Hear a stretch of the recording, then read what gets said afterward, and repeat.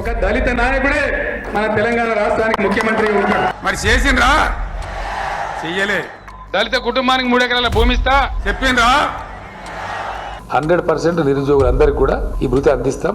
అది 3016 రూపాయలు అందించాలని చెప్పి కూడా డెసిషన్ తీసుకున్నాం. అన్నారా?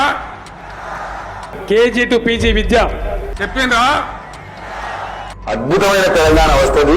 పసిడి పంచతలతో కలకలవాడుతుంది. ప్రతి ఇంటికి ఒక ఉద్యోగం వస్తుంది. చెప్పిండ్రా? అన్ని జిల్లాలకు అన్ని డివిజన్లకు నేను స్వయంగా పోతా. ఇగో ఇది పోడు భూమి, ఇగో ఇది మీ పట్టా అని ఇచ్చేస్తాం అధ్యక్ష. మరి చేసిండ్రా? చెయ్యలే. ముస్లిం మైనార్టీలకు కూడా 12% రిజర్వేషన్ గతంలో ప్రామిస్ చేసిన 100% వాటిని అమలు చేసి తీరుతాం. ఎస్టీలకు గిరిజనులకు 12% రిజర్వేషన్ ఖచ్చితంగా అమలు చేయబడుతుంది. అన్నారా? అమరుల కుటుంబంలో ఒకరికి లేదా ఇద్దరు అరువులు ఉంటే ఇద్దరికి కూడా ఉద్యోగం కల్పిస్తాం తప్పకుండా. చెప్పిండ్రా?